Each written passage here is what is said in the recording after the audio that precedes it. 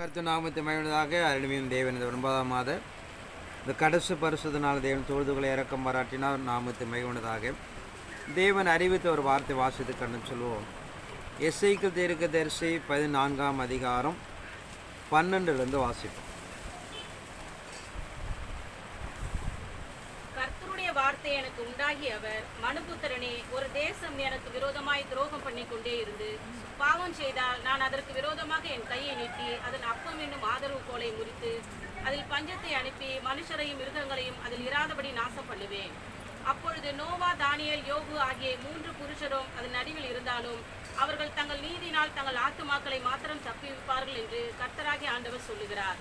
நான் தேசத்தில் துஷ்ட மிருகங்களை அனுப்ப அம்மிருகங்களின் நிமித்தம் ஒருவரும் அதன் வழியாய் நடக்கக்கூடாதபடி வெறுமையும் பாழுமாகும் போது அந்த 3 புருஷரும் அதன் நடுவில் இருந்தாலும் தாங்கள் மாத்திரம் தப்புவார்களே அல்லாமல் குமாரரையாகிலும் குமாரத்தியாகிலும் தப்புவிக்க மாட்டார்கள். தேசமும் பாழாய் போகும் என்று என் ஜீவனை கொண்டு சொல்லுகிறேன் என்பதை கர்த்தராகிய ஆண்டவர் உரைக்கிறார்.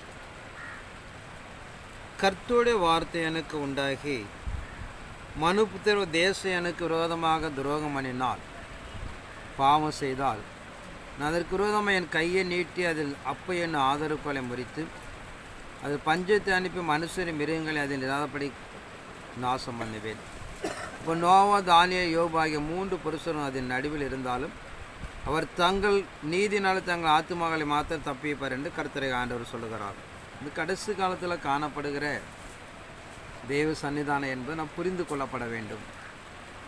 தேவனுக்கு விரோதமாக ஒரு தேசம் துரோகம் பண்ணப்படும் போது, பாவம் செய்யப்படும் போது, கர்த்தருடைய கரம் அதற்கு விரோதமாக காணப்படும் போது, அப்பம் என்று ஆதரவுகளை முடிக்கப்படும் போது அந்த பஞ்சத்தில் மனுஷரை மிருகங்களை அது இராதபடிக்கு நாசம் பண்ணுவேன். ஒருவேளை அங்கே காணப்படுகிற நோவா, தானியேல், யோபு ஒரு 3 மனிதர்களை பிரசித்தப்படுத்தலாம். இந்த 3 மனிதர்களை ஒரு பிரதான மனிதர்கள் தேவ சமூகத்துக்குள்ளாக இப்படி காணப்படுகிற அந்த மனிதர்கள் இருக்கும்போது ஒரு விதத்தில் அவர்களுடைய நீதி நிமித்தமாக அவருடைய ஆத்துமாக்கள் மாத்திரம் தப்பி வைப்பார். அவர் கூட இருக்கிற துணைவுகளை பிள்ளைகளோட காப்பாற்ற முடியாது. ஆனால் இறைமாருக்கு நம்ம நடைமுறைப்படுத்தாங்க 3 விஷயங்களை தொடர்ந்து சொல்கிறார். தொடர்ந்து வாசிப்போம். அல்லது நான் அந்த தேசத்தின் மேல் பட்டயத்தை வரப்பண்ணி பட்டயமே தேசத்தை உருவப்போ என்று சொல்லி அதிலுள்ள மனுஷரையும் மிருகங்களையும் நாசம் பண்ணும்போது அந்த 3 புருஷரும் அதன் நடுவில் இருந்தாலும் தாங்கள் மாத்திரம் தப்புவார்களே அல்லாமல் குமாரரையாகிலும் குமாரத்தியாகிலும் தப்புவிக்க மாட்டார்கள் என்று என் ஜீவனை கொண்டு சொல்லுகிறேன் என்பதை கர்த்தராகிய ஆண்டவர் உரைக்கிறார். அல்லது நான் அந்த தேசத்தில் கொள்ளை நோயை அனுப்பி அதிலுள்ள மனுஷரையும் மிருகங்களையும் நாசம் பண்ணும்படி அதன் மேல் இரத்தப்படியாக என் உக்கிரத்தை ஊற்றும் போது நோவாவும், தானியேலும், யோபும் அதன் நடுவில் இருந்தாலும் அவர்கள் தங்கள் நீதினால் தங்கள் ஆத்துமாக்களை மாத்திரம் தப்புவிப்பார்களே அல்லாமல் குமாரனையாகிலும் குமாரத்தியாகிலும் தப்புவிக்க மாட்டார்கள் என்று என் ஜீவனை கொண்டு சொல்லுகிறேன். அவன் இறைமார்க்கு நமக்கு நடைமுறைப்படுத்துகிற பிரகாரம் தேவ சன்னிதானத்துக்குள்ளாக இங்கே சொல்லுகிற ஒரு விஷயத்தை நாம் பார்க்கிறோம். தேவனுடைய கோபாக்கனை உண்டாகப்படும் போது, தேவன் சமூகம் பூமியை அழிக்க திட்டமிடும் போது இந்த ஒரு 3 மனிதர்கள் காண்பிக்க காரணம் ஒரு பெரிய பரிசுத்தவான்கள். வேகத்தில் நோவா நாட்களில் உலகம் முழுவதும் அழியப்படுகிறது. அவன் குடும்பம் மாத்திரம் காப்பாற்றப்படுகிறது. தானியேல் இஸ்ரவேலுக்காக அவன் பரிதபிக்கப்படும் போது அங்குள்ள வருங்கால நிகழ்வுகள் எல்லாத்தையும் அறிவிக்கப்படுகிற ஒரு வாழ்க்கை என்று பார்க்கிறோம். யோபு பக்தினை பறித்து நாம் பார்க்கிறோம். ஒரு பலமுள்ள கிரியைகள் உத்தமனும் நீதிமானும் காணப்படுகிறான். அந்த தேவனுக்கு ஒரு பிரியமான மனிதனாக இருப்பதாக நான் பார்க்கிறோம். ஏன்னா வேதத்தில் பெரிய மனிதர்கள் இவர்களாம். இப்படிப்பட்ட மனிதர்கள் கூட காணப்பட்டாலும் நான் என் நீதி நிமித்தமாக நிலைநாட்டும் போது யார் நீதியை காப்பாற்றிக் கொள்கிறார்களோ அவர்கள் மாத்திரம் தப்பிவிப்பார் என்று நாம் இறைமார்க்கம் சொல்லப்படுவதாக பார்க்கிறோம். ஆனால் அந்த கடைசி காலத்தில் காணப்படுகிற குடும்ப வாழ்க்கை, கணவன் மனை பிள்ளைகள் என்பது நமக்கு ஒரு துணை தான். இறை சன்னிதானத்துக்குள்ளாக வாயும் வயிறும் வேறன்னு சொல்லுவாங்க. அதுபோல் இறைமார்க்கு என்பது பூமிக்குள்ளாக மனித வாழ்க்கை சொல்லுகிற உறவு முறை என்பது மனிதனுக்கு ஒரு உதவிகரம் தான் என்று சொல்கிறது. அவர் ஒரு நீதி தான் அவர்களை காப்பாற்று என்று நாம் முதன்மைப்படுத்துகிறோம். எசேக்கியேல் 33ஆம் அதிகாரம் 20ஆம் வசனத்தோட வாசிப்போம். நீங்களோ ஆண்டவருடைய வழியில் செம்மையானதல்ல என்கிறீர்கள். சொன்னீர்கள். இஸ்ரவேல் வீட்டாரே, நான் உங்களில் ஒவ்வொருவனையும் அவனவன் வழிகளின்படியே நியாயத்திருப்பேன் என்று சொல் என்றார். இங்கே எசேக்கியேல் பக்தனை கொண்டு நாம் சொல்லுகிற பிரகாரம் தேவனுடைய நீதி நீங்களும் ஆண்டவருடைய வழி செம்மையானதில் என்கிறீர்கள். இஸ்ரவேலை விட்டால் நான் உங்களில் ஒவ்வொருவனையும் அவனவன் வழிகளின்படி நியாயத்தீர்ப்பு செய்வேன். ஆனால் இறைமார்க்க நம்ம நடைமுறைப்படுத்துகிற ஒவ்வொரு மனிதனுக்குடைய அவனவன் நீதியில் மட்டும் நமக்கு நியாயத்தீர்ப்பு செய்கிறான். வெளிப்படுத்தி 22ஆம் அதிகாரம் 11 வாசம்.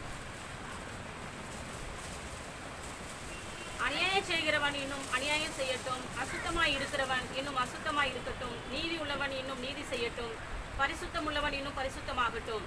இதோ சீக்கிரமாய் வருகிறேன். அவனுடைய கிரியைகளின்படி அவனவனுக்கு நான் அளிக்கும் பலன் என்னோடு கூட வருகிறது. அநியாயம் செய்கிறவன் அநியாயம் செய்யட்டும், அசுத்தமாக இருக்கணும் அசுத்தமாக இருக்கட்டும், நீதி உள்ளவன நீதியை செய்யட்டும், பரிசுத்தம் உள்ளவன பரிசுத்தமாகட்டும். இது சீக்கிரமாக வருகிறேன். அவனுடைய கிரியையின்படி அவனவனுக்கு நான் அளிக்கும் என்னோடு கூட வருகிறது. அதனால் இறை சமூகம் எதிர்பார்க்கிற இந்த கடைசி காலத்தை நாம் தெரிந்து கொடுத்தல் வேண்டும். ஒரு காலகட்டத்துக்குள்ளாக ஒரு மனிதன் நீதிமான் இருந்தால் அந்த பட்டணங்கள் காப்பாற்றப்படுகிறது. ஒரு மனிதன் விசுவாசித்தால் அவன் குடும்பம் மீட்கப்படுகிறது. ஆனால் கடைசி காலம் என்பது அப்படி அல்ல. ஏன்னா கடைசி காலம் என்பது கடந்த காலம் ஒவ்வொரு காலத்தும் வித்தியாசம் உண்டு. ஆதாண்டிய மனசாட்சி காலத்தில் பார்த்தீங்கன்னா தேவனை தொழுது கொண்டாய் போதுமானது. நியாயப்பிரமாணத்தில் பார்த்தீங்கன்னா ஒரு சில கட்டளைகளே நியாயப்பிரமாண கற்பனை தந்து அதை கை கொண்டா போதும், ஒரு நீதிமானம் இருந்தால் போதுமானது. ஆனால் புதிய ஏற்பாடு காலத்தில் நீங்கள் கர்த்தருடைய வார்த்தை இயேசுவை பின்பற்றி கடந்து போனார்கள். கடைசி காலம் என்பது நாம் தெளிவடைந்து கொள்ளப்பட வேண்டும். நீங்களாம் தேவ சாயலாக மாற வேண்டும். ஒவ்வொரு தனிமனிதனும் தேவ சாயலாக மாறினாதான் நாம் அதை அடைய முடியும் என்பதை நாம் அறிந்து கொள்ளப்பட வேண்டும். சில நிலைப்பாடுகள் உண்டு. இருந்தாலும் இறைமாருக்கு நாம் எதிர்பார்க்கிறவனமாக ஒவ்வொரு தனிப்பட்ட மனிதனும் நீதியை நடைமுறைப்படுத்திக் கொள்ளப்பட வேண்டும். சில சான்றுகள் இருக்கிறது. இதாவது தனி மனிதனுடைய நிலை என்ன பார்த்தீங்கன்னா, இறைமார்க்கம் எதிர்பார்க்கிற விஷயம் பார்த்தீங்கன்னா, நாம் ஒவ்வொரு மனிதன் நீதிமான்களாக ஆக்கப்பட வேண்டும். ஒரு சில சம்பவத்தை நாம் தியானம் செய்து கடன் சொல்வோம். எப்பெல்லாம் மீறினார்கள், எப்பெல்லாம் ஆசீர்வதிக்கப்பட்டார்கள், இப்பெல்லாம் இழந்து போனார்கள், என்ன நடந்தது என்கிற வேதத்தின் அடிப்படைக்குள்ளாக ஒரு சில சம்பவத்தை நான் தியானம் செய்வோம். ஆதியாகமம் 3ஆம் அதிகாரம் 1 வாசம்.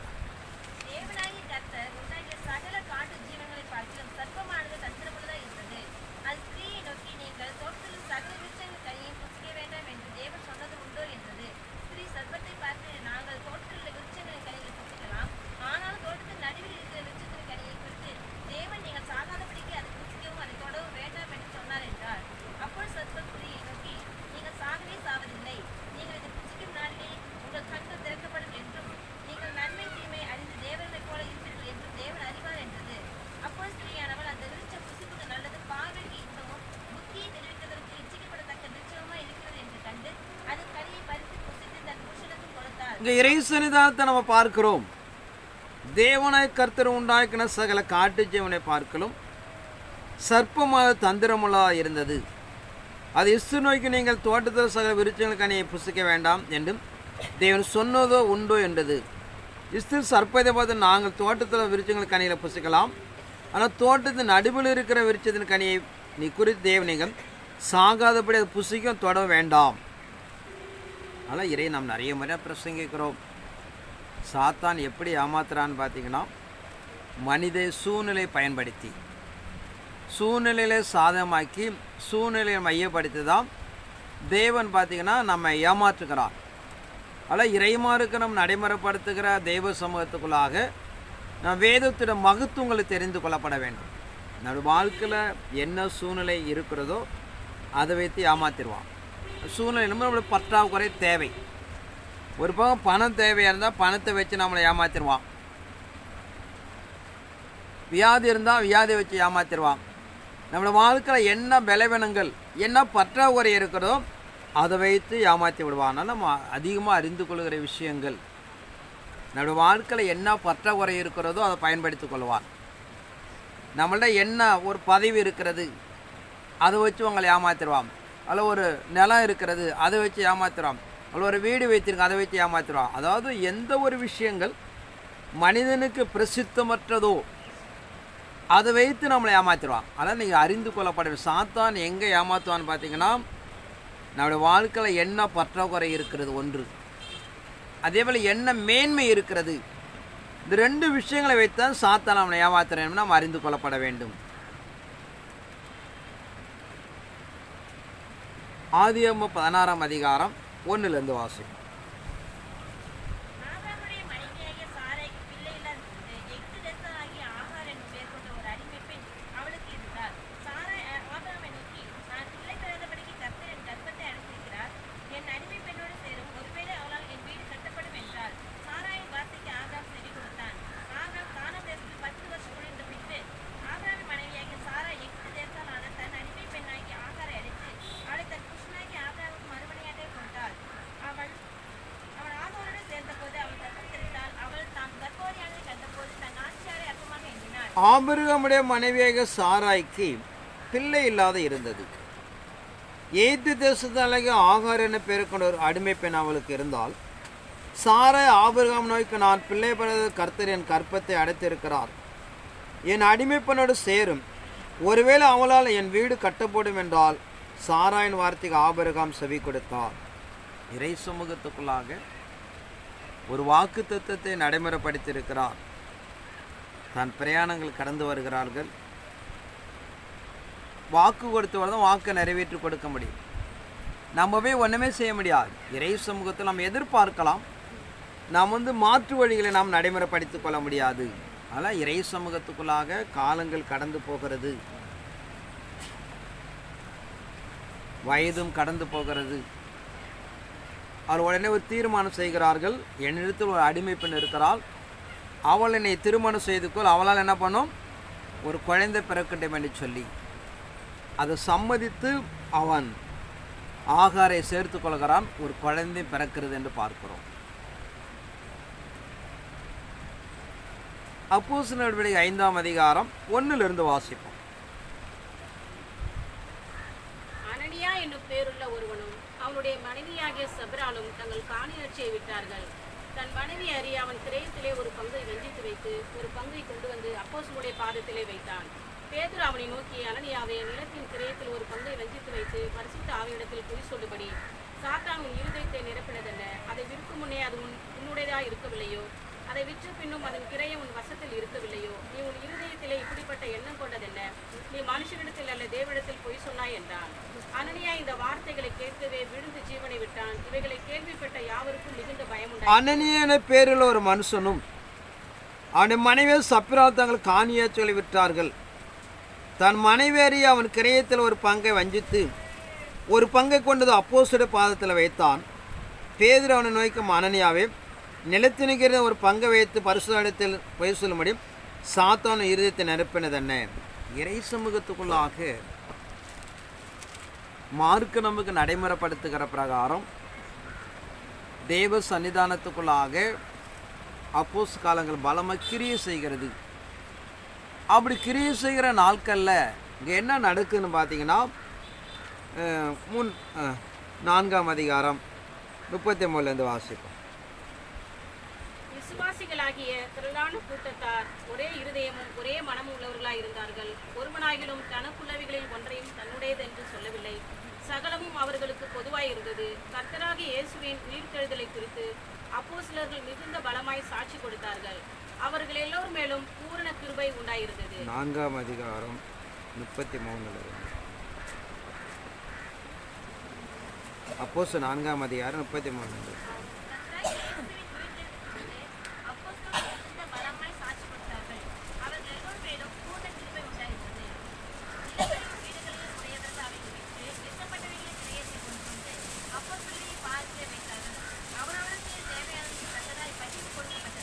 கர்த்தராகிய இயேசு கிறிஸ்து உயிர்த்தெழுதலை குறித்து அப்போஸ்தலர் மிகுந்த பலமாக சாட்சி கொடுத்தார்கள். எல்லாரும் பூர்ண கிருபை உண்டாயிருந்தது. நிலங்களை வீடுகளையும் உடையவரை அவள் விற்று விற்கப்பட்ட கிரயத்தை கொண்டு வந்து அப்போஸ்தலர் பாதத்தில் வைத்தார்கள். இப்படி ஒரு பலமுள்ள கிரியை உண்டாகிறது 2ஆம் அதிகாரத்தில் பார்க்குறோம். அந்த கிரியை உண்டானதை என்ன பண்ணாங்கன்னா, நம்ம வச்சு என்ன பண்ண போகிறோம், இயேசு மீண்டும் வரப்போறாருன்னு சொல்லி தனக்கு உண்டானதெல்லாம் விற்று கொண்டு கொடுக்கிறார்கள். அது என்ன பண்ணுன்னா, அவங்க எடுத்துகளை பொதுவாக அனுபவிக்கிறார்கள். யார் யாருக்கு என்ன தேவை இருக்கிறதோ அவர்கள் பகிர்ந்து. அப்போஸ்தலர் அதை அப்படியே தனக்கென்று அவர் எடுத்துக்கொள்ளலை. எந்த விசுவாசிக்கு ஊழியக்காருக்கு என்ன தேவையோ அதை பிரித்து கொடுக்குறாங்க. அவர் பிரித்து கொடுக்கும்போது பார்த்தீங்கன்னா, இந்த அனனியா என்ற பேரில் இந்த தம்பதியார்கள் தங்களுக்குள்ளதை விற்று வைத்திருக்கிறார்கள். ஏன்னா விற்று சபை கூடி ஒரு நாளுக்கு காத்திருக்கிறாங்க. அப்போ திடீர்னு ஒரு எண்ணம் வருது, நம்ம எல்லாத்தையும் கொண்டு கொடுத்துட்டோம், நம்ம எதிர்காலத்துக்கு என்ன பண்ணு சொல்லிட்டு ஒரு பங்கை எடுத்து வைக்கிறார்கள். அதை தான் கேட்குறார் பேதுரு, நிலத்தை எவ்வளவுக்கு விற்று என்று சொல்லி. நாங்கள் நிலம் விற்ற பொருள் பணம் இவ்வளோதான் என்று சொல்லுகிறார்கள். நீ தேவனிடத்தில் பொய் சொன்னாய் என்று சொல்லும்போது அவன் விழுந்து சாகிறான் என்று பார்க்கிறோம். இதில் ஒரு விஷயம், ஆண்கள் பெண்கள் 2 பேருமே சுதாரித்து கொள்ளப்பட வேண்டும். இந்த 3 இடத்துல பாவம் செய்வதற்கு யார் காரணம் பார்த்தீங்கன்னா, பெண்கள் தான் காரணம். அது எப்படி கைவசப்படுத்துறான்னு பார்த்தீங்கன்னா, அவங்க செய்வது நல்லது போல் உங்கள்கிட்ட காமிக்கிறாங்க. அப்படி காமிக்கப்பட்டதுனாலே அவர்கள் கணவன்மார்கள் என்ன பண்ணுறாங்கன்னா, இசைந்து போகிறார்கள். பொதுவாக பார்த்தீங்கன்னா பெண்களுக்கு பொறுமை பத்த மாட்டேங்குது. இதுதான் வேதத்துடைய மகத்துவம். இங்கே உள்ள விஷயங்கள், எவ்வளோ பொறுமையாக இருக்கிறீங்களோ அது உங்கள் வாழ்க்கைக்கு நல்லது. அதேபோல் பெண்கள் ஒரு விஷயத்தை தேவனுக்கு மாறாக சொன்னாங்கன்னா ஆண்கள் அதை சிந்திக்கணும். சரியாக தவறான்னு என்ன பண்ணோம், ஆய்வு பண்ணணும். ஆய்வு பண்ணி 2 பேருமே எங்கே கொண்டு போகணும், கடவுள்கிட்ட கொண்டு போகணும் ஒரு விஷயத்தை. அப்படி கொண்டு போகப்படவிட்டால் 2 பேருமே தப்பு பண்ணுறாங்க. ஆனால் இறைமார்க்கம் பெண்கள் பலவீனப்பான என்று பைபிள் அப்போஸ் பவுல் எழுதுவார். அதனால் இறைமார்க்கத்துக்குள்ளாக நான் வாழ்க்கையில் இதெல்லாம் எதற்காக எழுதி வச்சிருக்குன்னு பார்த்தீங்கன்னா, கடைசி கால தெய்வ திட்டத்தை நிறைவேற்றி கொடுக்க இருக்கிற ஆண்கள் பெண்களும் நாம் ஜாக்கிரதையாக இருக்கின்றதற்காக தான். யாரோ ஏதோ போய் ஆபிரகாம் குறை சொல்வதற்காகவோ ஆதான கொலை சொல்வதற்காக அல்ல. வாழ்க்கை என்பது இப்படி தான். இந்த வாழ்க்கை நாம் எப்படி இருக்கப்பட என்பதை நாம் சுதாரித்து கொள்ளப்பட வேண்டும். அப்படி சுதாரித்து நாம் தேவ சமூகத்தில் கடந்து போகப்பட வேண்டும். ஆனால் இறைமார்க்கு நடைமுறைப்படுத்துகிற வேகம் இருக்கிறது பெண்கள் மத்தியில், என்ன இல்லை விவேகம் இல்லாமல் இருக்கிறது வேகத்தில். ஆனால் இறைமார்க்கு நடைமுறை என்ன பண்ணி சபையில் வந்து அதிகமாக லேடிஸ் தான் மீட்கப்பட்டிருப்பாங்க, ஆம்பளைங்க இருக்க மாட்டாங்க. அதெல்லாம் நல்ல வேகம் இருக்கிறது, நல்ல விஷயங்கள். ஆனால் விவேகம் இருக்கப்பட வேண்டும். தேவ சமூகத்துக்குள்ள ஆய்வு பண்ணப்பட வேண்டும். தேவ விசாரிக்கப்பட வேண்டும். பொறுமையை கையாளப்பட வேண்டும். இப்படி பொறுமை இல்லாதனால தான் இப்படிப்பட்ட பிரச்சனைகள் உண்டாகிறது. சூழ்நிலை நடந்தாலும் நடக்கனாலும் பரவாயில்ல, தேவ திட்டத்துக்கு நாம் காத்திருக்கப்பட வேண்டும். அப்படி காத்திருக்கும் போது நாம் ஏற்ற காலத்தில் தேவன் என்ன பண்ணுவார், அந்த காரியங்களே வர்ஷிக்க பண்ணுவார். ஆனால் இறை சமூகம் நடைமுறைப்படுத்துகிற பிரகாரம் கடைசி காலத்தில் காணப்படுகிற தெய்வத்திட்ட நிறைவேற்ற நம்ம எதிர்பார்க்கிற வாழ்க்கையில் பொறுமை அவசியம். ஏன்னா வேதம் நமக்கு அதான் சொல்லுகிறது பல இடங்களில். பொறுமையினால தான் தெய்வத்திட்டத்தை நாம் நிறைவேற்றி கொடுக்க முடியும். ஒரு முறைக்கு 2 முறை நிதானம் செய்தீங்கன்னா நாம் தேவ சமூகத்தை என்ன பண்ண காத்துக்கொள்ளலாம். இல்லைன்னா நம்ம காத்துக்கொள்ள முடியாது. அதனால் பாவம் செய்வதில் உள்ளே பார்க்க போகிறோம். கணவன் மனைவி ரொம்ப தீவிரமாக இருக்கிறாங்க, அதுவே நல்லது செய்யறதுல போக மாட்றாங்க. இதாங்க நடக்கிற விஷயங்கள்.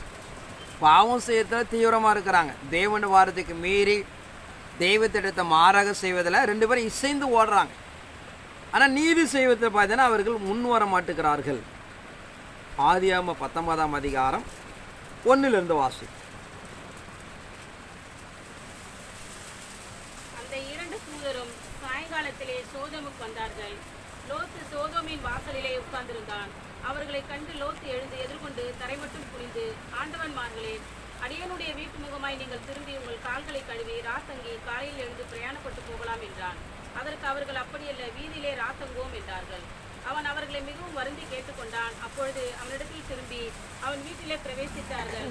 அவன் புளிப்பில்லா அப்பங்களை சுட்டு அவர்களுக்கு விருந்து பண்ணினான். அவர்கள் புசித்தார்கள். அவர்கள் படுக்கு முன்னே சோதோம் பட்டணத்து மனிதராகிய வாலிபர் முதல் கிழவர்கள் மட்டுமுள்ள ஜனங்கள் அனைவரும் நானா திசையிலிருந்து வந்து வீட்டை சூழ்ந்து கொண்டு லோத்தை கூப்பிட்டு, இந்த ராத்திரியிலே உன்னிடத்தில் வந்த மனுஷர் எங்கே, நாங்கள் அவர்களை அறியும்படி அவர்களை எங்களிடத்தில் வெளியே கொண்டு வா என்றார்கள். அப்பொழுது லோத்து வாசலுக்கு வெளியே வந்து தனக்கு பின்னாலே கதவை பூட்டி அவர்களிடத்தில் போய், சகோதரரே, இந்த அக்கிரமம் செய்ய வேண்டாம். இதோ புருஷரை அறியாத 2 குமாரத்திகள் எனக்கு உண்டு. அவர்களை உங்களிடத்திற்கு வெளியே கொண்டு வருகிறேன். அவர்களுக்கு உங்கள் இஷ்டப்படி செய்யுங்கள். இந்த புருஷர் என் கூரையில் நிழலிலே வந்தபடியால் இவர்களுக்கு மாத்திரம் ஒன்றும் செய்ய வேண்டாம் என்றான். அதற்கு அவர்கள், அப்பாலே போ, பரதேசியை வந்த இவனா நியாயம் பேசுகிறது. இப்பொழுது இப்பொழுது அவர்களுக்கு செய்வதை பார்க்கிலும் உனக்கு அதிக பொல்லாப்பு செய்வோம் என்று சொல்லி லோத் என்பவனை மிகவும் நெருக்கி கதவை உடைக்க சோதோம் பட்டணங்கள் அதிகமாக பாவம் செய்ததினாலே அவருடைய கூக்கரசம் பரலோகம் எட்டப்பட்டது.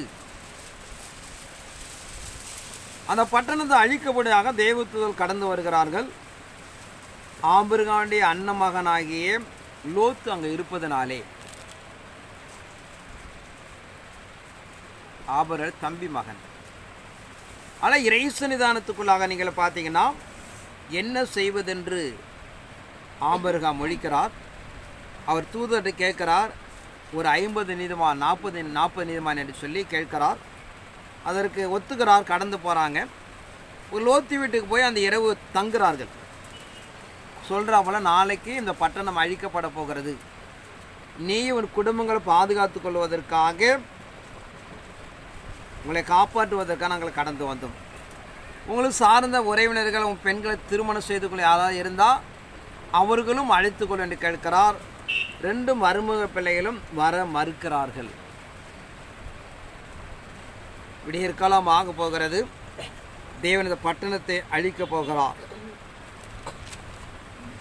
15 வாசிப்போம். கிழக்கு வெளுக்கும் போது அந்த தூதர் லோத்தை நோக்கி, பட்டணத்திற்கு வரும் தண்டனையில் நீ அழியாதபடிக்கு எழுந்து உன் மனைவியையும் இங்கே இருக்கிற உன் 2 குமாரத்திகளையும் அழைத்துக் கொண்டு போ என்று சொல்லி அவனை துரிதப்படுத்தினார்கள்.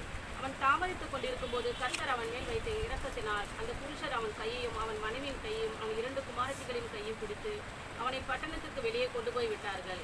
அவர்களை வெளியே கொண்டு போய் விட்ட பின்பு அவர், உன் ஜீவன் தப்ப ஓடிப்போ, பின்னிட்டு பாராதே, இந்த சமபூமியில் எங்கும் இல்லாதே, நீ அழியாதபடிக்கு மலைக்கு ஓடிப்போ என்றார். அதற்கு லோத்து, அப்படியல்ல ஆண்டவரே, உமது கண்களில் உமது அணியெடுத்து கிருபை கிடைத்ததே, என் பிராணனை காக்க தேவரீர் எனக்கு செய்த கிருபையை பெரிதாய் விளங்க பண்ணினேன். இங்கே பார்க்கிறோம், காலையில கிழக்கு விளக்கும் சூரியன் உதிக்கும் போது இந்த பட்டணங்கள் அழிய போகிறது. இந்த பட்டணத்தை என்ன பண்ணுங்க, தப்பித்து ஓடிப்போ என்று சொல்கிறார். 25 வாசிப்போம். அந்த பட்டணங்களையும் அந்த சமபூமி அனைத்தையும் அந்த பட்டணங்களின் எல்லா குடிகளையும் பூமியின் பயிரையும் அழித்து போட்டார். அவன் மனைவியை பின்னிட்டு பார்த்து உப்புத்தூணானார். விடியற் காலத்தில் ஆபிராம் எழுந்து தான் கர்த்தருக்கு முன்பாக நின்ற இடத்திற்கு போய் சோதோம் குமரா பட்டணங்களின் திசையும் சமபூமியாகிய தேசம் முழுவதையும் நோக்கி பார்த்தான். இங்க பார்க்கிறோம், கர்த்தர் வாக்கு கொடுக்கிறார், நீ பின்னிட்டு பாராதே, அப்படி பின்னிட்டு பார்த்தா நீ செத்து போயிடு அப்படின்னு சொல்லிட்டு. ஆனால் தன்னுடைய மனைவி ஆகிய அவள் திரும்பி பார்க்கிறாள். அவள் உப்பு தூணானாள் என்று பார்க்கிறோம். ஆனால் இறை சன்னிதானத்துக்குள்ளாக இந்த இமைப்பொழுது வரைக்கும் வராங்க. இமைப்பொழுதில் நீங்கள் பார்த்தீங்கன்னா தேவன் வார்த்தை மீறி அவள் பின்னிட்டு பார்த்ததுனாலே அவள் உப்பு தூணானாள் என்று பார்க்கிறோம். ஆனால் தெய்வ சமூகத்துக்குள்ளாக ஒரு குடும்பங்கள் காப்பாற்றப்படுகிறது. ஆனால் இறுதி டைமில் பார்த்தீங்கன்னா அவள் பின்னிட்டு பார்த்ததுனாலே அவள் உப்புத்தூணாக மாறினாள் என்று பார்க்கிறோம். ஆனால் இறை சமூகம் எதிர்பார்க்கிற ஒரு தனி மனிதன் குடும்ப பட்டணங்கள் காப்பாற்றுவதற்கு முயற்சிக்கிறார், உதவி செய்கிறார். அதுக்கு இசைந்து காணப்பட்டதை நாம் காப்பாற்ற முடியும். அப்படி இல்லைன்னா காப்பாற்ற முடியாது என்பதை நாம் அறிந்து கொள்ளப்பட வேண்டும். ஆனால் தெய்வ சமூகத்துக்குள்ளாக லோத்துடைய மனைவியை திரும்பி பார்த்ததினாலே அவள் உப்புத்துணா மாறினாள் என்பதை நாம் அறிந்து கொள்கிறோம். என்னாகம 20ஆம் அதிகாரம் 7 வாசி. கர்த்தர் மோசேயை நோக்கி, நீ கோலை எடுத்துக்கொண்டு நீயும் உன் சகோதரனாகிய ஆரோனும் சபையாரை கூலிவரச் செய்து அவர்கள் கண்களுக்கு முன்பாக கண்மலையை பார்த்து பேசுங்கள். அப்பொழுது அது தன்னிடத்துள்ள தண்ணீரை கொடுக்கும். இப்படி நீ அவர்களுக்கு கண்மலையில் தண்ணீர் புறப்பட பண்ணி சபையாருக்கும் அவர்கள் மிருகங்களுக்கு குடிக்க கொடுப்பாய் என்றார். அப்பொழுது மோசே தனக்கு கர்த்தர் கட்டளையிட்டபடியே கர்த்தருடைய சன்னதியிலிருந்து கோலை எடுத்தான். மோசேயும் ஆரோனும் சபையாரை கண்மலைக்கு முன்பாக கூலிவரச் செய்தார்கள். அப்பொழுது மோசே அவர்கள் நோக்கி, கடற்காரரை கேளுங்கள், உங்களுக்கு இந்த கண்மலையிலிருந்து நாங்கள் தண்ணீர் புறப்பட பண்ணுவோமோ என்று சொல்லி தன் கையை ஓங்கி கண்மலையை தன் கோலினால் 2 தரம் அடித்தான். உடனே தண்ணீர் ஏராளமாய் புறப்பட்டது. சபையார் குடித்தார்கள், அவர்கள் மிருகங்களும் குடித்தது. பின்பு கர்த்தர் மோசேயும் ஆரோனை நோக்கி, இஸ்ரவேல் புத்திரரின் கண்களுக்கு முன்பாக என்னை பரிசுத்தம் பண்ணும்படி நீங்கள் என்னை விசுவாசியாமல் போனபடியினால் இந்த சபையாருக்கு நான் கொடுத்த தேசத்துக்குள் நீங்கள் அவர்களை கொண்டு போவதில்லை என்றார். இங்கே இஸ்ரவேல் புத்திரர் கர்த்தரோட வாக்குவாதம் பண்ணதினாலும் அவர்களுக்குள்ளே அவருடைய பரிசுத்தம் விளங்கினதினாலும் இது மேரிபாவின் தண்ணீர் எண்ணப்பட்டது. இஸ்ரவேல் ஜனங்கள் கானான் தேசத்துக்கு அழைத்து வரும்போது 40 ஆண்டுகள் வனாந்தரத்தில் கடந்து வருகிறார்கள். இப்போ 40 ஆண்டுகள் கடந்து வருகிற சமயத்தில் என்ன நடக்குது அப்படின்னு பார்த்தீங்கன்னா, அவர்கள் ஆகாரம், தண்ணீர் இதெல்லாம் தேவைப்படுகிறது.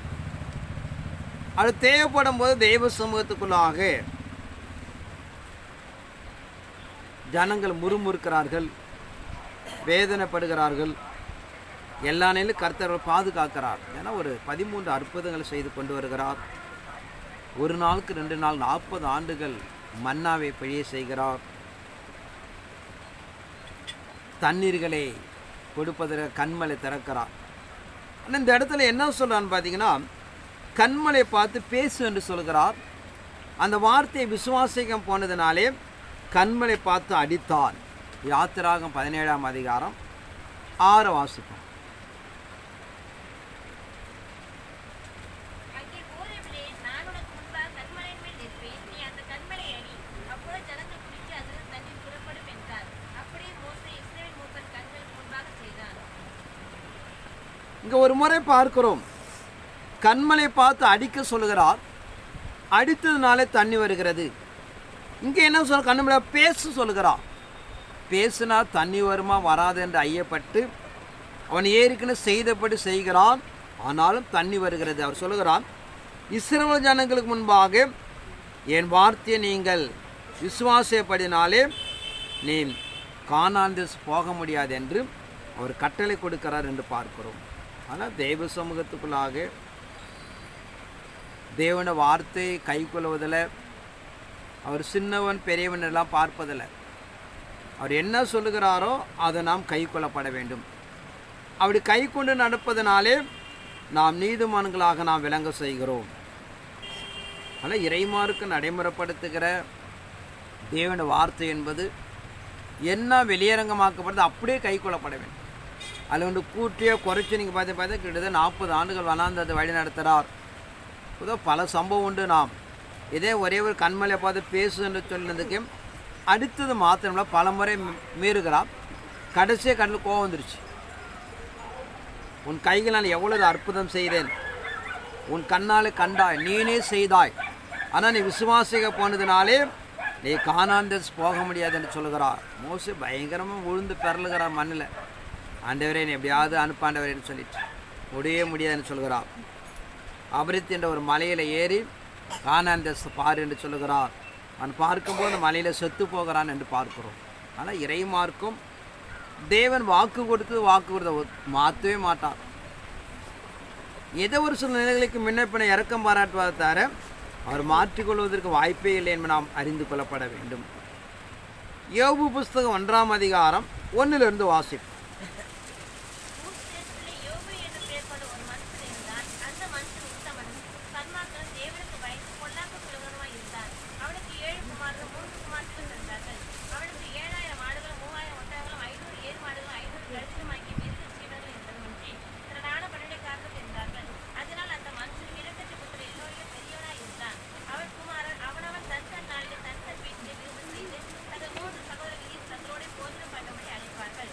விருந்து செய்கிற அவர்களுடைய நாள்முறை முடிகிற போது யோபு ஒருவேளை என் குமாரன் பாவம் செய்து தேவனை தங்கள் இசையை தூசிப்பார்கள் என்று சொல்லி அவரை அனுப்பி ஊர்தேசத்தில் யோபு என பேர் கொண்ட ஒரு மனுஷன் இருந்தான். அந்த மனுஷன் உத்தமனும் சன்மா தேவனுக்கு பயந்து பொல்லாப்புள்ளவருமாய் இருந்தான். இந்த வார்த்தையெல்லாம் நீங்கள் கடைசி காலத்தில் நல்லா தியானம் செய்யணும். இந்த கள்ள போதங்களாம் தப்பாக பிரசங்கம் பண்ணி ஜனங்களை வஞ்சித்து கொண்டு இருக்கிறார்கள். 9-10 வாசி. அதற்கு சாத்தான் கர்த்தருக்கு பிரதியுத்தரமாக, யோபு பிதாவாகவா தேவனுக்கு பயந்து நடக்கிறான்? நீர் அவனையும் அவன் வீட்டையும் அவனுக்கு உண்டான எல்லாவற்றையும் சென்று வேலையடைக்கவில்லையோ?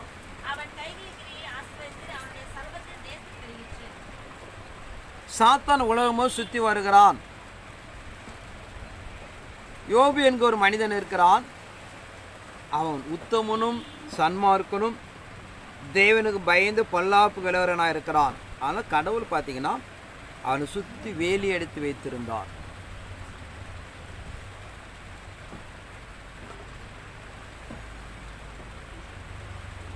அதற்கு நீ வேலி எடுத்து வைத்திருப்பதனாலே அவனோட உண்மையாக இருக்கிறான் அப்படின்னு கேள்வி ஒரு கொஸ்டினை போடுறான். அப்படி அல்ல, அவன் என் உண்மையாக இருப்பதனாலே அவனை வேலையை எடுத்து வைத்திருன்னு சொல்கிறான்.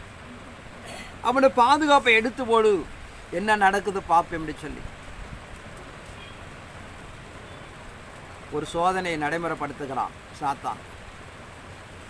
அவன்கிட்ட இருக்கிற கழுதைகள், ஆடு மாடு, ஒட்டங்கள் எல்லாம் எல்லாம் ஒரே நாள் அழிகிறது. இறை சமூகத்துக்குள்ளாக எல்லாரும் பிரசங்கம் பண்ணுவாங்க, யோபு பாதுகாத்து போல நம்மளை பாதுகாக்கிறான்னு சொல்லி. சத்திய உண்மைதான். யோபு போல நீங்கள் உத்தமனும் சன்மார்க்க தேவனும் பயந்து இருந்தால் உங்களை பாதுகாத்துக்குவார். இல்லைன்னா பாதுகாப்பு கிடைக்காது. நாம் பார்க்கிறோம், அவன் பிள்ளைகள் 10 பேர் கொல்லப்படுகிறார்கள். ஏன்னா அந்த 10 பேரும் உண்மையா இல்லை. யோபு போல தன் பிள்ளைகள் காணப்படாதனாலே வாசிப்பேன். அந்த 1ஆம் அதிகாரம் 19 வாசிப்பேன். வனாந்தர வழியை பெருங்காற்று வந்து அந்த வீட்டின் 4 மூலையிலும் அடிக்க அது பிள்ளைகள் மேல் விழுந்ததால் அவர்கள் இறந்து போனார்கள். நான் ஒருவன் மாத்திரம் தப்பி அதை கல்விக்கும்படி வந்தேன் என்றான். வனாந்தர வழியாக பெருங்காற்று வந்து அந்த வீட்டு 4 மூலையிலும் அடிக்க அது பிள்ளைகள் மேல் விழுந்ததினாலே அவர்கள் இறந்து போனார்கள். நான் ஒருவன் மாத்திரம் உமக்கு அறிவிக்க வந்தேன். எல்லாம் இறைமார்க்க நடைமுறைப்படுத்துகிற தேவ சன்னிதானத்துக்குள்ளாக, மார்க்கத்தின் அடிப்படைக்குள்ளாக கர்த்தர் ஒவ்வொரு மனிதனும் வேலி எடுத்து வைத்திருப்பது உண்மைதான். ஆனால் எப்படி இருந்தா யோபு பக்தனை போல இருந்தீங்கன்னா உங்கள் மேலே சாத்தான் வெள்ளம் பண்ண முடியாது, கையை வைக்க முடியாது. கடவுளோட அனுமதி இல்லாமல் அவன் ஒன்றுமே செய்ய முடியாது. தேவன் உங்களை பாதுகாத்து கொண்டு இருக்கான்னு நீங்கள் புரிஞ்சு கொள்ளலாம். உங்கள் வாழ்க்கை ஒரு செழுமையாக இருக்கும். நீங்கள் கையிட்டு செய்கிற எல்லாரும் கர்த்தர் ஆசீர்வதிப்பார் என்கிற நாம் அறிந்து கொள்ளப்பட வேண்டும். ஆனால் இறை சமூகம், இறை சன்னிதானம் நடைமுறைப்படுத்துகிற கடவுளுடைய பாதுகாப்பு நம்மளுடைய வாழ்க்கையில் இருக்குனாவே ஒரு செழுமைக்குரிய வாழ்க்கை இருக்கப்பட வேண்டும். செழுமை குறைந்தால் இன்னும் நம்ம என்ன பண்ணல, ஒரு முழு பாதுகாப்பு அடையலை என்பதை நம்ம அறிந்து கொள்ளப்பட வேண்டும். இது கொஞ்சம் இருக்கலாம் அனுகிரகம். ஆனால் ஒரு முழு பாதுகாப்பு கடந்து வரும்போது உங்களை சுற்றி வேலி எடுத்துக் கொள்கிறார். முன்பு இருந்த ஒரு சபைக்குள்ள ஒரு மனிதன் இருந்தார், நல்ல மனுஷன். கொடுப்பதில், உதவி செய்வதில், தேவனை தேடுவதில் நல்ல அருமையான ஒரு மனிதர். ஒரு சின்ன வருத்தம் வந்துருச்சு. என்ன ஆண்டவரை, கடவுள் இந்த மனுஷன் இப்படி செய்கிறேன் தான் நான் கண்ணார பார்த்த விஷயங்கள். அவர் சுற்றி ஒரு வேலியை அடிச்சிருந்தார், கடவுளை பிடிக்கி தூக்கி எறிஞ்சார். ஆனால் இறைமாருக்கு நம்ம நடைமுறைப்படுத்துகிற பிரகாரம் மெய்யாவே கர்த்தர் தான் தேடுகிற நீதிமான்களை உத்தமர் என்ன பண்ணுறாரு, வேலியை அடித்து வைக்கிறார். அதற்குரிய நீங்கள் நிலைகளை காணப்படும் போது ஒரு நம்ம யோபு பக்தனை போல் ஒரு நல்ல வளர்ச்சி ஒரு குடும்பம், வசதி வாய்ப்பு, பணம், பொருளாதாரம், பிள்ளைகள், பேர பிள்ளைகள் எல்லாமே ஒரு பெரிய ஆசீர்வாதத்துக்குள்ளே இருந்தார். ஆனால் இறைமாருக்கு நாம் நடைமுறைப்படுத்துகிற பிரகாரம், தேவ சன்னிதானம் சொல்லுகிற பிரகாரம் நீங்கள் பார்த்தீங்கன்னா யோபு பக்தன் போல மெய்யாவே நாம் யார் இருந்தாலும் அவருடைய பாதுகாப்பு நம்முடைய வாழ்க்கை நிச்சயமாகவே இருக்கும். அப்படி இல்லைன்னு பார்த்தீங்கன்னா நம்ம இழந்து போயிடுவோம். எதற்கு ஒப்பிடுறோம் பார்த்தீங்கன்னா, தான் பிள்ளைகள் இழக்கிறார்கள். யோபு பக்தோட பாதுகாப்புக்குள்ளாக தான் அங்கே இருக்கிறாங்க. ஆனால் யோபு பக்தோடைய பாதுகாப்பு அங்கே எடுக்கும்போது பிள்ளைகள் அதற்கு தகுதி இல்லாமல் இருக்கிறார்கள். ஏன்னா பிள்ளைகள் தகுதியாக இருந்தால் அங்கே போய் என்ன பண்ண மாட்டான், சாத்தான் தொற்றிருக்க மாட்டான். மழை பெய்ந்து சாரல் போல் அந்த சாரல் தான் அவங்க வாழ்ந்துருக்கிறாங்க. இவர்கள் இண்டிவிஜுவலாக தனிப்பட்ட நிலை கடவுளுக்கு உண்மையாக இருந்தாங்கன்னு என்ன பண்ணியிருக்க மாட்டாங்க, அங்கே ஒரு மரணம் என்பது நடந்திருக்காது. அதில் ஆவிக்கிற வாழ்க்கை, ஆத்மா, சரீரம் என்பது ஒவ்வொரு மனித தனிப்பட்ட நிலைகள், தனிப்பட்ட சம்பவம் என்பதை நாம் அறிந்து கொள்ளப்பட வேண்டும். 2ஆம் அதிகாரத்தை 7 வாசிப்போம். அப்பொழுது சாத்தான் கர்த்தருடைய சந்ததியை விட்டு புறப்பட்டு யோபின் உள்ளங்கால் தொடங்கி அவன் உச்சந்தலை மட்டும் கொடிய பற்களால் அவனை வாதித்தான். அவன் ஒரு ஓட்டை எடுத்து தன்னை சுரண்டு கொண்டு சாம்பல் உட்கார்ந்தான். அப்பொழுது அவன் மனைவி அவனை பார்த்து, நீர் இன்னும் உம்முடைய உத்தமத்தில் உறுதியாய் இருக்கிறீரோ, தேவனை தூசித்து ஜீவனை விடும் என்றாள். அதற்கு அவன், நீ பைத்தியக்காரி பேசுவது போல பேசுகிறாய். தேவன் கையில நன்மையை பெற்றனா தீமையை பெற வேண்டாமோ என்றான். அப்போ சாத்தான் கர்த்தருடைய சன்னிதானத்தை விட்டு புறப்பட்டு யோபின் உள்ளங்கால் தொடங்கி அவன் உச்சந்தலை மட்டும் கொடிய பருக்கினால் அவனை வாதித்தார். அவன் ஒரு ஓட்டை எடுத்து தன்னை சுரண்டி கொண்டும் சாம்பலில் உட்கார்ந்தான். அப்போது அவன் மனைவி அவனை பார்த்து, நீ இன்னும் உம்முடைய உத்தமத்தில் உறுதியாக இருக்கிறாயா? பிரச்சனை யாருக்கு? யோபுக்கு தான் பிரச்சனை. இந்த அம்மா சும்மா இருக்க வேண்டியதானே? இப்படிப்பட்ட இறை சன்னிதானத்துக்குள்ளாக இறைமார்க்கு நடைமுறைப்படுத்துகிற பிரகாரம் தீமை செய்வதில் கணவன் மணி ஒன்றா போயிடுறாங்க. நன்மையை பெற்றுக்கொள்வது என்ன பண்ண மாட்டாங்க? ஒன்றா வரமாட்டுறாங்க. பிரச்சனை யோபுக்கு தான். இந்த அம்மா கம்முன்னு உட்காந்துருக்க வேண்டியதானே? சொல்லுகிறது, நீ உன் உத்தமத்தை இன்னும் உறுதியாக இருக்கிறாயா? உன் தேவனை நாம் தூஷித்து என்ன பண்ண? நீ செத்து போயிடு அப்படின்னு சொல்லுகிறான். ஆனால் இறைமார்க்கம் இறை சன்னிதானத்துக்குள்ளாக வேதத்தில் நீங்கள் பார்த்தீங்கன்னா தேவனை விட்டு பிரிந்து போகிற விஷயத்தில் பாவம் செய்கிற விஷயத்தில் கணவனையெல்லாம் ஒன்றா இருக்கிறாங்க. ஆனால் தேவனிடத்தில் அன்பு கூர்ந்து எதிர்த்து சாத்தானை தோற்கடிக்க ஒரு பலனடைகிற விஷயத்தில் பார்த்தீங்கன்னா பிரிஞ்சு போயிடுறாங்க. தொடர்ந்து வாசிப்பான். என்னாகமம் 16ஆம் அதிகாரம் 1 வாசிப்போம். லேவிக்கு பிறந்த கோகாத்தின் குமாரனாகிய இஸ்ரேயாரின் மகன் கோராகு என்பவன் ரூபன் வம்சத்தில் உள்ள எலியாவின் குமாரராகிய தாத்தானையும் அபிராமையும் வேலேத்தின் குமாரனாகிய ஓனையும் கூட்டிக் கொண்டு இஸ்ரவேல் புத்திரரில் சபைக்கு தலைவர்களும் சங்கத்துக்கு அழைக்கப்பட்டவர்களும் பிரபலமானவர்களுமாகிய 250 பேர்களோடும் கூட மோசேக்கு முன்பாக எழும்பி மோசேக்கும் ஆரோனுக்கு விரோதமாக கூட்டம் கூடி அவர்களை நோக்கி, நீங்கள் மிஞ்சி போகிறீர்கள். சபையார் எல்லோரும் பரிசுத்தமானவர்கள். கர்த்தர் அவர்கள் நடுவில் இருக்கிறாரே. இப்படி இருக்க கர்த்தருடைய சபைக்கு மேலாக உங்களை ஏன் உயர்த்துகிறீர்கள் என்றார்கள். மோசே அதை கேட்டபொழுது முகம் குப்புற விழுந்தான். பின்பு அவன் கோராகையும் அவனுடைய எல்லா கூட்டத்தையும் நோக்கி, நாளைக்கு கர்த்தர் தம்முடையவன் இன்னான் என்றும் தம் மண்டியிலே சேர தாம் கட்டளையிட்ட பரிசுத்தவான்கள் இன்னான் என்றும் காண்பிப்பார். அப்பொழுது எவனை தெரிந்து கொள்வாரோ அவனை தம்மிடத்தில் சேர கட்டளையிடுவார். இங்க ஒரு சம்பவத்தை பார்க்கிறோம் வேதாமத்தில். இந்த கோராகு கூட்டம் தாத்தா அபிராமி பார்த்தீங்கன்னா பல இடத்துல மோசையுடைய வாதாடுகிறார்கள். ஒன்று, யார் ஆசாரிய ஊழியத்தை செய்வது? இன்னொன்று, இஸ்ரவேல் ஜனங்களை அழைத்து வரும்போது எங்களுக்கு என்ன கொடுக்கல? கறி கொடுக்கல, மீன் கொடுக்கல என்று வாதம் பண்ணுகிறார்கள். 3, கானான் தேசத்தில் பிரவேசிக்க கடந்து போகப்படும் போது அங்கே இருக்கிறெல்லாம் ராட்சஸ்தராக இருக்கிறார், பலவான்களாக இருக்கிறார்கள். நம்ம போனால் என்ன பண்ணிடுவாங்க? நம்மளை கொன்னுடுவாங்க, நான் போக வேண்டாம் என்று இவர் எதிர்த்து நிற்கிறார்கள். ஆனால் அங்கே இருக்கிற அவருடைய துணைவிமார்கள் என்ன பண்ணுறாங்க? அதற்கு ஒத்துக்கொள்ளுகிறார்கள். என்ன சொல்லியிருக்குன்னா, அப்படிலாம் போவோம், கடவுள் நம்மளோட கூட இருப்பார் என்று முன் வரல. 23 வாசிப்போம். அப்பொழுது கர்த்தர் மோசேயை நோக்கி, கோரான், தாதான், அப்ராம் என்பவர்களுடைய வாசஸ்தலத்தை விட்டு விலகி போங்கள் என்று சபையாருக்கு சொல் என்றார். உடனே மோசே எழுந்திருந்து தாத்தான், அப்ராம் என்பவரிடத்தில் போனான். இஸ்ரவேலின் மூப்பரும் அவனை பின் சென்று போனார்கள். அவன் சபையாரை நோக்கி, இந்த துஷ்ட மனிதரின் சகல பாவங்களிலும் நீங்கள் பாதிக்கொள்ளாதபடிக்கு அவர்கள் கூடாரங்களை விட்டு விலகி அவர்களுக்கு உண்டானவைகளில் ஒன்றையும் தொடாதிருங்கள் என்றான். அப்படியே அவர்கள் கோராக், தாதான், அப்ராம் என்பவர்களுடைய வாசஸ்தலத்தை விட்டு விலகி போனார்கள்.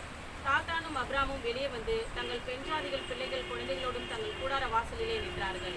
அப்பொழுது மோசே, இந்த கிரியைகளெல்லாம் செய்கிறதற்கு கர்த்தர் என்னை அனுப்பினார் என்றும் அவைகளை நான் என் மனதின்படி செய்யவில்லை என்றும் நீங்கள் எதனாலே அறிவீர்கள் என்றால், சகல மனிதரும் சாகிறபடி இவர்கள் செத்து சகல மனிதருக்கு நேரிடுகிறது போல இவர்களுக்கும் நேரிட்டால் கர்த்தர் என்னை அனுப்பவில்லை என்று அறிவீர்கள். கர்த்தர் ஒரு புதிய காரியத்தை நேரிட செய்தால் பூமி தன் வாயை திறந்து இவர்கள் உயிரோடே பாதாளத்தில் இறங்கத்தக்கதாக இவர்களையும் இவர்களுக்கு உண்டான யாவரையும் விழுங்கி போட்டதேயானால் இந்த மனிதர் கர்த்தரை அவமதித்தார்கள் என்பதை அறிந்து கொள்வீர்கள் என்றான். அவன் இந்த வார்த்தையெல்லாம் சொல்லி முடித்தவுடனே அவர்கள் நின்றிருந்த நிலம் பிளந்தது. பூமி தன் வாயை திறந்து அவர்களையும் அவர்கள் வீடுகளையும் கோராகுக்குரிய எல்லா மனிதரையும் அவர்களுக்கு உண்டான சகல பொருள்களையும் விழுங்கி போட்டது. தேவன் சொல்றான், ஒரே நிமிஷத்தில் இவர் அதம் பண்ணி போடுகிறேன், இந்த கூட்டத்தாரை விட்டு நீ வெளியே போங்க என்று சொல்லுகிறார். கர்த்தரின் அழைத்தார் என்பதற்கு அடையாளமாகவும் தேவனை நேர்த்து நடத்துகிறான்னு சொல்வதற்கு முன்மாதிரியாக பூமியை பிளந்தபடியாக அந்த குடும்பத்தாரை முழுவதும் பாதாளத்தில் இறக்கிறார் என்று பார்க்கிறோம்.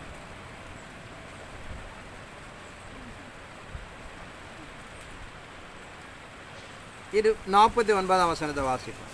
கோராகின் காரியத்து நிமித்தம் செத்தவர்கள் தவிர அந்த வாதையினால் செத்து போனவர்கள் 14,700 பேர். வாதை நிறுத்தப்பட்டது. அப்பொழுது ஆரோன் ஆசாரிப்பு கூடார வாசலுக்கு மோசேயினிடத்தில் திரும்பி வந்தான்.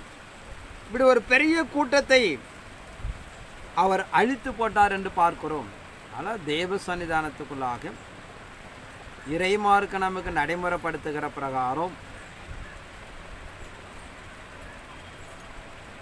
தேவனு வாக்கு கொடுக்கிற பிரகாரம் அவர் எதிர்த்து நின்றார்கள். இவ்வளவு ஜனங்களை வாதையினால் செத்து போனார்கள் என்று பார்க்கிறோம்.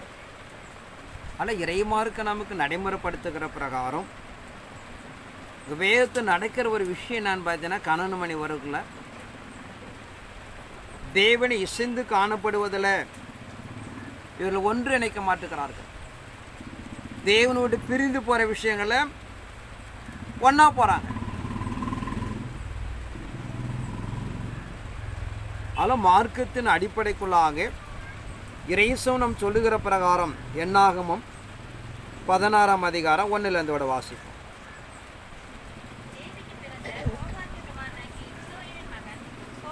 என்ன வாசிச்சது?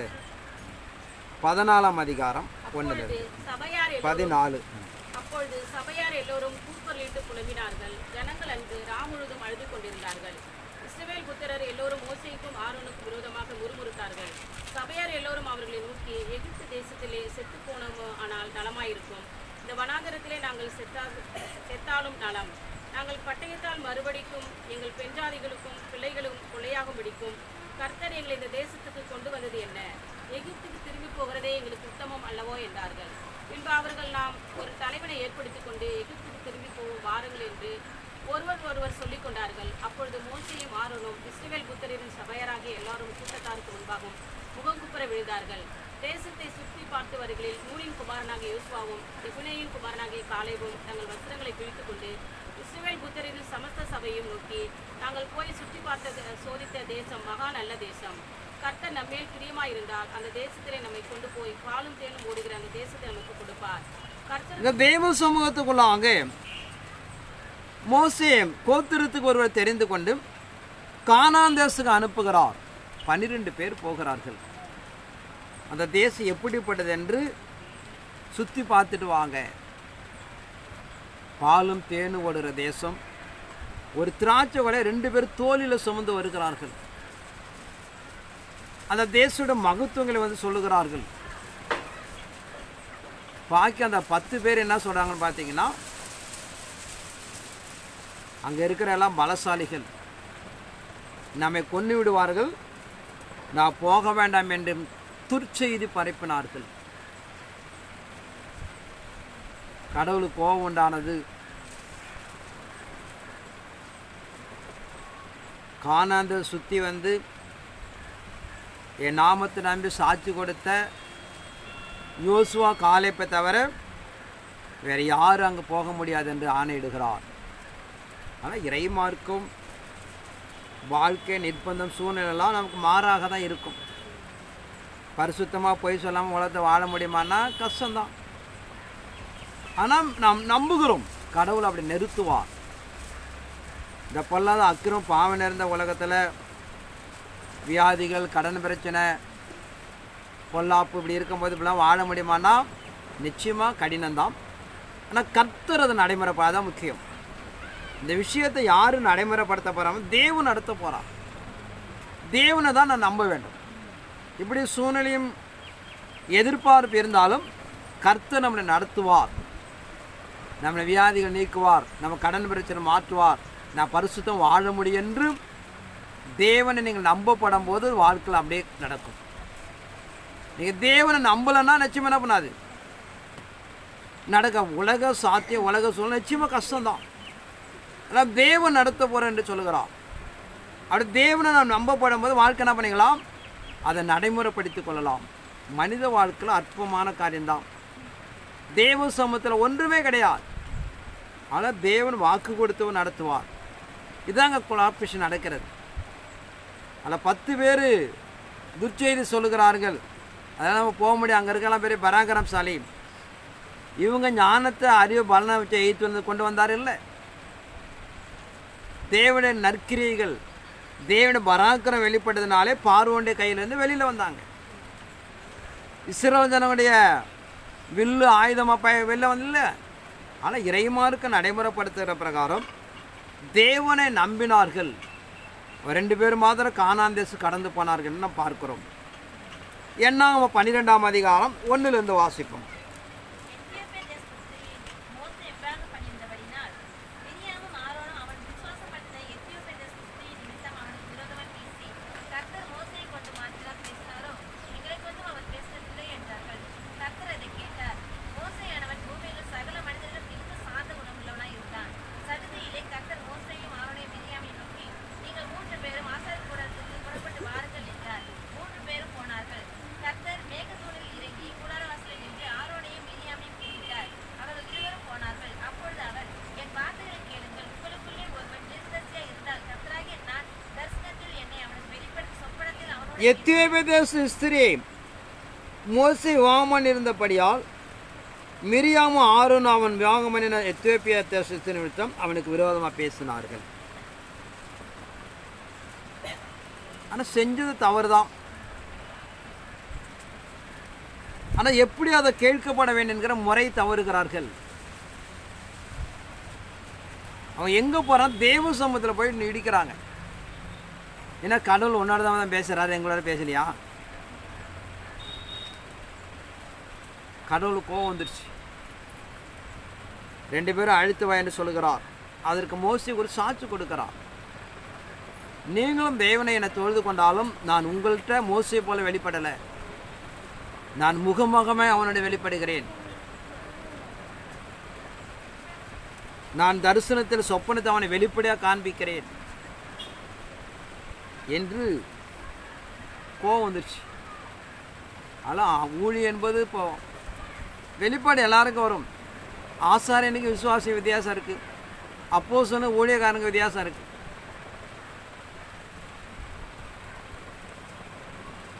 உடனே அவர் கூப்பிடுகிறார். ஒரு தீமை செய்வதில் இங்கே பார்த்தா அண்ணனும் தங்கச்சும் ஒன்றா சேர்ந்துக்கிட்டாங்க. வாசிப்போம், 4 வாசிப்போம். சடுதியிலே கர்த்தர் மோசேயையும் ஆரோனையும் மிரியாமையும் நோக்கி, நீங்கள் 3 பேரும் ஆசாரியர் கூடாரத்திற்கு புறப்பட்டு வாருங்கள் என்றார். 3 பேரும் போனார்கள். கர்த்தர் மேகத்தூணில் இறங்கி கூடாரவாசலில் நின்று ஆரோனையும் மிரியாமையும் கூப்பிட்டார். அவர்கள் இருவரும் போனார்கள். அப்பொழுது அவர், என் வார்த்தைகளை கேளுங்கள். உங்களுக்குள்ளே ஒருவன் தீர்க்கதரிசியாய் இருந்தால் கர்த்தராகிய நான் தரிசனத்தில் என்னை அவனுக்கு வெளிப்படுத்தி சொப்பனத்தில் அவனோடு பேசுவேன். என் தாசனாகிய மோசேயோ அப்படிப்பட்டவன் அல்ல. என் வீட்டிற்கும் அவன் உண்மையுள்ளவன். நான் அவனுடன் மறைபொருளாக அல்ல, முகமுகமாகவும் பிரதட்சமாகவும் பேசுகிறேன்.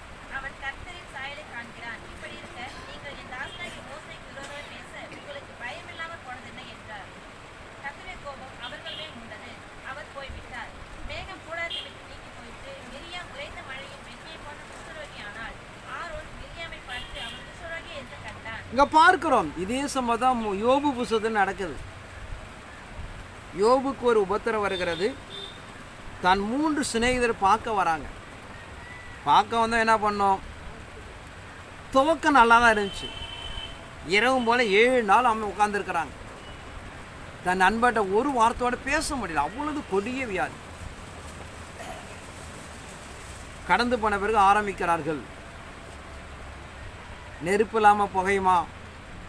இப்படி எப்படின்னா ஆரம்பிக்கிற. ஏதோ நீ தப்பு பண்ணிட்ட, ஆனாலும் அவனுக்கு தண்டனை அப்படின்னு சொல்லிட்டு அவன் அடித்து பேச, நான் ஒரு தப்பும் பண்ணல, என் நீதியை திராசை நிறுத்தி பாருங்க அப்படிங்கிறான். அது நண்பர்கள் உதவி செய்ய வந்து நம்ம என்ன பண்ணுறாங்க? வார்த்தைகளை மிஞ்சி பேசுனதுனாலே கடவுளுக்கு கோவம் வந்துருச்சு. யோபு சொல்லுகிறான், உன் நண்பனுக்கு என்ன பண்ண? நீ வேண்டுதல் பண்ண, அவர்களை மன்னிப்பு அப்படின்னு சொல்லிட்டு. அதில் பிரதான ஆசாரியர்கள், உங்களை நடத்துகிற ஊழியர்காரர்கள், அவர்கள் உங்களை போல் மனிதர்கள் தானே, தவறு வரக்கூடாது. அப்படியே வரலாம். அது எப்படி அணுகுமுறைங்கிறது ஒரு நிகழ்வு இருக்கிறது. அணுகுமுறை மீறி போனீங்கன்னா நீ கடவுளை போய் மாட்டீங்க. ஏன்னா ஆசாரியன் என்பது கடவுளோட நேரடி பார்வையில் இருக்கக்கூடியவர்கள். ஆலோசனை சொல்வது தப்பே கிடையாது, சொல்லலாம். சொல்லுகிற முறை என்பது முக்கியம். ஏன்னா அவர் தப்பு செஞ்சால் கடவுளாச்சு அவராச்சு, நாமளும் நிறைய விசுவாசி அப்படின்னு சொல்லிட்டு போகிறது. ஏன் ஊருக்கு போனால் கேட்பாங்க, சொல்லி பார்ப்போம், நீ ஆச்சும் உன் கடவுளாச்சு போய் என்னை விட்டுட்டு போயிடுவேன். ஆனால் இறைமார்க்கு என்பது தெய்வ சமூகம் என்பது நம்ம எல்லாம் தேவனை சார்ந்து வாழ்ந்து கொண்டு இருக்கிறோம். சபைகளை விசுவாசி தவறு செய்யலாம், சொல்லுகிற அணுகுமுறை முக்கியம். இல்லைன்னா நீங்களே குற்றவாளியை போய் மாட்டுவீங்க. வேதத்தை நிறைய மாற்றுறதெல்லாம் இப்படி தான் இருக்கும். ஆனால் தேவ சமூகம் நமக்கு நடைமுறைப்படுத்துகிற பிரகாரம் இறைசமூகம் சொல்லுகிற விஷயத்தில் அணுகுமுறை என்பது மிக மிக முக்கியம்.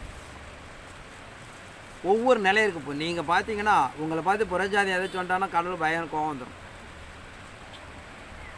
உங்கள் நிலைகளை சொல்லுகிறேன். இப்போ நீ விசுவாசியாக இருக்கிறீங்க, புறஜாதி எது சொல்லிட்டானா பயங்கர கோவம் வந்துடும் கடவுளுக்கு. அப்படி தான் ஒவ்வொரு நிலைப்பாடுகளும். இறைமார்க்கு என்பது அப்படி தான். ஏன்னா உங்களோட ஆத்மாவுக்கும் ஆசாரியன உத்தரவாதம் என்று வேதம் சொல்லுகிறது. எபிரேயரில் சொல்லுகிறார். உங்களை மரணம் கொண்டு போவதற்கு முழு பொறுப்பு அவன் கையில் தான் இருக்குது. அவனுங்களை இரவு மேலே காத்திருந்து ஜெபிக்கிற விஷயங்கள், உங்களை வழி நடத்துகிற விஷயங்கள் இப்பெல்லாம் இறை சமூகத்துக்குள்ளாக ஒரு ஆசானுடைய அனுகிரகம் தான். நம்முடைய முயற்சி, தனிப்பட்ட நிலைகள், பொறுப்புகள் இருந்தாலும் ஒரு பிரதான நிகழ்வு யாருன்னு பார்த்தீங்கன்னா ஆசாரியன் தான். இறைமார்க்கு அப்படி தான் நடைமுறைப்படுத்துகிறது. அதனால் வேதத்திடம் மகத்துவங்கள் பார்க்கிற பிரகாரம், வேதம் நமக்கு நடைமுறைப்படுத்துகிற பிரகாரம், பாவம் செய்வதில் கணவன் மணி ஒன்றா ஓடிடுறாங்க வேதன் பிரகாரம். நன்மை செய்வதில் இசைய மாட்டுறாங்க, எதிர்க்கிறார்கள். ஆனால் இறை சமூகம் நடைமுறைப்படுத்துகிற ஆதான், ஆபரகம், அனனியாவுடைய குடும்பத்தெல்லாம் பார்த்தீங்கன்னா அவர்கள் தவறு செய்வதற்கு முன்மாதிரியாக போயிடுறாங்க ரெண்டு பேரும். அதே போல் இறைமார்க்கு நடைமுறைப்படுத்துகிற வேதம் சொல்லுகிற பிரகாரம் உறவு, குடும்பம் என்பது உங்களுக்கு ஒரு துணை தான்.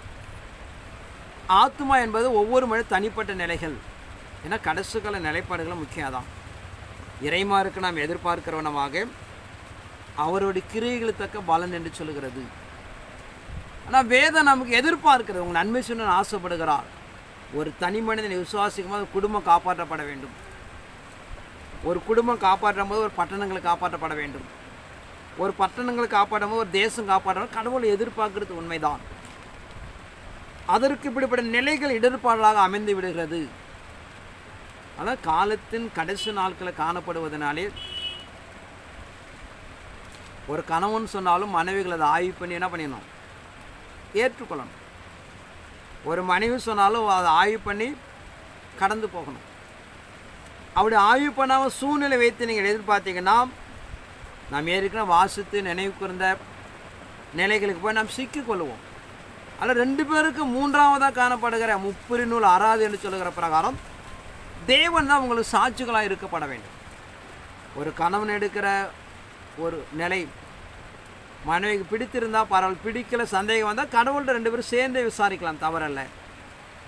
ஒரு மனைவி எடுக்கிற விஷயங்கள் கணவனுக்கு பிடிக்கலாம், ஒன்றும் தவறல்ல, கடவுள் ரெண்டு பேரும் சேர்ந்து விசாரித்து கடவுளை எதை சரி என்று சொல்கிறாரோ அதை பற்றி கொள்வது நல்லது. அதில் இறைமார்க்கம் கடைசிக்கிற ஆவிக்கிற வாழ்க்கை சொல்லுகிற பிரகாரம், தேவ சன்னிதானம் நமக்கு நடைமுறைப்படுத்துகிற பிரகாரம், யோபு, தானியேல், நோவா பல பிரதான மனிதர்கள் காணப்பட்டாலும் அவர் ஒரு நீதி மாத்திரம்தான் அவரை காப்பாற்றப் போகிறது. ஆனால் ஒவ்வொரு தனி மனிதனை நாம் நடைமுறைப்படுத்தி தெய்வத்திட்டம், கடைசிகால தெய்வத்திட்டம் நாம் எதிர்பார்த்து கொண்டிருப்பதனாலே நாம் சரியாக நாம் நடைமுறைப்படுத்தி கொள்ளப்பட வேண்டும்.